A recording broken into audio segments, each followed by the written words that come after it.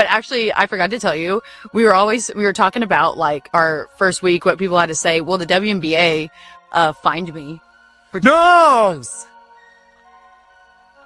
You got fined for episode 1? Dude, they fined me $1,500. I'm like, what? I'm like, this is just the beginning. I was like, you're kidding. Man, leave Sophie Cunningham alone, Kathy Engelbert. Don't nobody care about that corrupted WNBA and those corrupted referees. Y'all want to fine her $500. Why?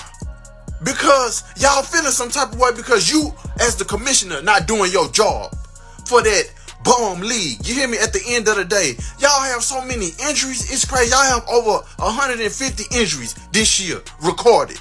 That's insane. Something not right. They fined her again. Sophie Cunningham has now been fined 4 times this season. She's had 4 separate fines this season. And she got fined for comments on a podcast episode about referees. And it wasn't even like it was that bad. If they didn't like you then, they sure aren't going to like you now. Sophie Cunningham has been making waves with the new podcast that she is now featured in, courtesy of The Volume. Sophie Cunningham letting it all out and not holding back one. And she pulls me aside and she goes, come here, Soph, I have to talk to you. And this was in like front of everybody. And I was like, what did I do now? And she just smiled and she goes, hey, they're going to fine you again. They're like, I was like, I even told them, I even credited them that their job was hard. I did say that. And I said that I would not be good at it. On the world of what they dealing with. So you telling me if I'm getting bullied, I can't make a video about it? You gonna punish me? Because I'm letting everybody know and the whole world know what's going on with me and that I'm crying out for help. So you gonna make me the bad guy? The silence has been deafening. The targeting has been relentless. And for too long, nobody with a real platform inside the WNBA has been willing to say what needs to be said. But that all changed when Sophie Cunningham, the fiery heart of the Indiana Fever, finally stood up and declared, enough is enough. This wasn't just a teammate defending a friend. This was the voice that millions of frustrated fans had been desperately waiting for. A truth bomb dropped in the middle of a league that seems determined to destroy its own golden goose. What started as a few spicy comments has now escalated into a full-blown war between an authentic star and an authoritarian league office. Is it uncommon for coaches or players to get fined in a professional league when talking about officiating? No, that's not uncommon. However, when your league is looking worse than the NFL on officiating, you know what you might ought to do? Sit down in the corner and shut the bleep up. And maybe you ought not be fining your players over it, because your officiating is dog shit. Let's break down the sheer audacity of what happened here, because this is where the story turns from simple discipline to outright tyranny. Sophie Cunningham sat down on her podcast, a platform she earned through her newfound popularity, and did something revolutionary in today's WNBA. She told the truth with a dose of fairness and empathy. She said, and I quote, "If I was a ref, I know I would mess up all the time. I'm not saying that your job is easy." She gave them credit. She acknowledged the difficulty. She even said she wouldn't be good at it herself. It was a diplomatic, reasonable preamble. But then she had the nerve to point out the obvious, what every fan with a working pair of eyes, every coach, and every player has been screaming all season. They're just so inconsistent. For this balanced, respectful, and entirely accurate critique, she was hit with a staggering $1,500 penalty. She wasn't cursing out officials, making personal attacks, or questioning their integrity. She was fined for expressing an opinion that is held by a vast majority of the league's viewers.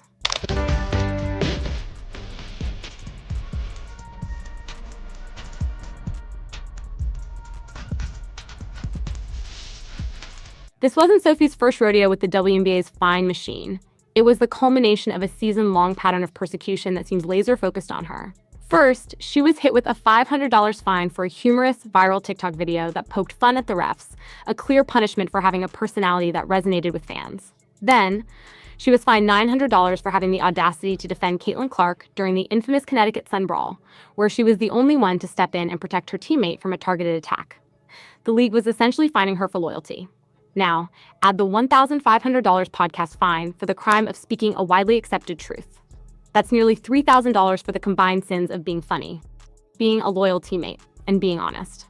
For a player on a WNBA salary, that is a significant financial hit, and it sends a clear, chilling message from the league office: fall in line, or we will bleed you dry. It wasn't that long ago that Sophie Cunningham made this little TikTok video.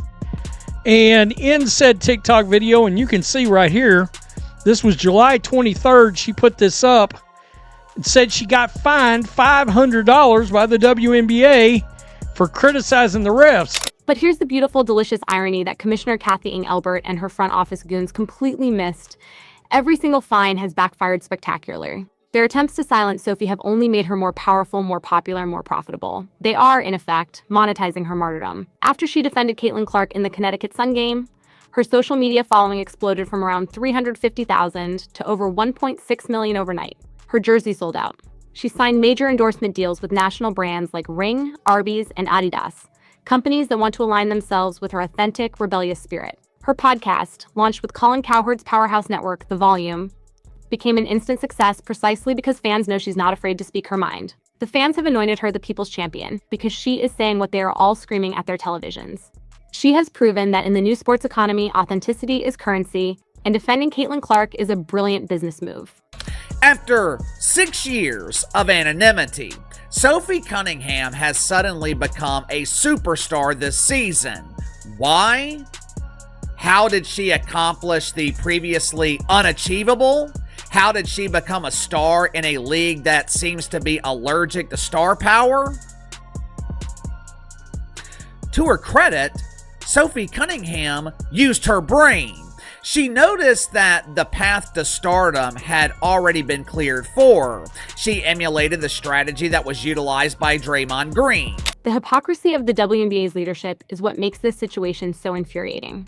While they're busy fining Sophie for pointing out officiating inconsistencies, Commissioner Kathy Ing-Elbert is on record admitting the very same thing. In a recent interview, she gave the classic corporate speak response, saying, "We hear the concerns. Consistency is important. It's something we need to continue to work on." So, the commissioner herself can publicly admit the officiating needs work, and that consistency is a problem. But a player who says the exact same thing in a far more respectful manner gets her paycheck docked. It's a level of do as I say, not as I do, hypocrisy that is stunning even for a professional sports league. It's clear this was never about the rules. It was about control and punishing a player who refuses to be a puppet. Hilarious. But, I mean, here's the thing. Are the WNBA referees just kind of bad, especially this season? Yeah, they are. And I think they're just bad all around. You know, it's not even just like one player or one team or anything else like that. Like, they're just overall, like, really bad. But here's the thing, right? Here's what I think, and this is not just pertaining to the WNBA, but just any sports league that has some sort of referee or just some sort of refereeing official. I think after every game, there should be a post-game conference for the referees, just like how there are for the players. And like I said, not even just in the WNBA, but in all sports leagues, because some of the calls that are made, I genuinely look and I'm wondering if I'm watching the same game as the ref. And what is it that Sophie is saying that the league is so desperate to silence? It's the insider's confession, the truth about the league-wide conspiracy against Caitlin Clark. On her podcast, Sophie pulled back the curtain, admitting that when she was in the Phoenix locker room, teams would literally game plan on how to toughen up Clark to show her what the W really is. She confirmed every fan's worst fear. The targeting is real, it's intentional, and it's been happening since day one. And in a chilling admission that speaks volumes, she said that what's happening now is just too much, even beyond the normal hazing rituals for rookies. This isn't just speculation from fans anymore. This is a first-hand account from a respected veteran who has seen the conspiracy from both sides. This is the truth the WNBA doesn't want you to hear, and they're punishing Sophie for daring to expose it. Barely notice. You have seen players in our league try to like toughen up Caitlin. I know the talks that Phoenix had in the locker room of like, no, we're going to prove her, we're going to show her what the W really is. I'm like, what are people doing? It's just too much. Finally, someone who gets it. Finally, someone in the WNBA who understands this thing called business. This campaign of fines has created a toxic culture of fear within the league, but it's also created a hero for the fans. Sophie revealed on her podcast that her own teammates are now walking on eggshells, terrified that even being associated with her honesty might get them fined. Imagine working in an environment where your colleagues are afraid to talk to you because your boss might punish them for it. While the players live in fear, the fans have found their voice in Sophie. She has become their mouthpiece, a direct line to the truth in a league that prefers sanitized press releases and corporate jargon. She is giving a voice to the millions of new fans who came to the league for Caitlin Clark and were horrified by the toxic jealousy and dangerous play they witnessed. She is their champion in a way the league's actual commissioner has failed to be. She calls out the people out there who refuse to say Caitlin Clark is the face of the league. People who would rather say this person and that person. What about her? What about her? No, there is only one face of the WNBA. There's only one person that has casuals sitting down in front of a TV, glued to their sofa, watching the WNBA. Sophie Cunningham. What has emerged from this chaos is one of the most compelling dynamics in the league, the power alliance between the enforcer and the phenom. Sophie Cunningham and Caitlin Clark have formed a symbiotic relationship that benefits them both. Sophie provides the muscle and the unfiltered truth, acting as a shield for Clark. She can say the things that Clark, as the face of the league, perhaps cannot without being labeled a complainer. She takes the fines and absorbs the heat, allowing Clark to focus on basketball. In return, Clark's massive, inescapable spotlight has elevated Sophie from a respected role player into a household name. This isn't just a friendship, it's a strategic partnership, a buddy cop duo for the new era of the WNBA, and it's captivating to watch. Now, the thing about this is, now that Sophie is bringing it up, now ESPN is falling by the wayside of her and actually agreeing that there's some extra sauce going on when it comes to Caitlin Clark getting fouled, getting bullied a little bit, poked in the eye, all that stuff, man. So let's get to that. Why would you want to hurt what everybody is watching? That doesn't make sense. All right. All she said was talking about, the refs need to protect. I'm pretty sure. Was it not for her saying the refs need to protect Caitlin Clark? I'm pretty sure that's what she essentially said. The refs need to protect Caitlin Clark. And Caitlin Clark said, finally someone did it. She basically talked about being the refs need to protect the face of the league. Sophie Cunningham isn't just a good teammate, she's a necessary force of accountability in a league that has proven it is incapable of policing itself. She has become the voice for millions of frustrated fans who have watched in horror as their favorite player has been abused, disrespected, and injured.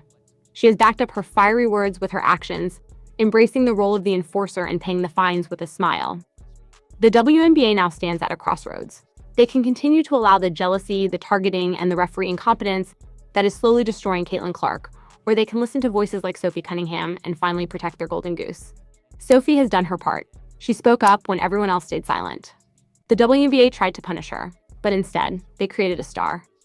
You can't find a movement,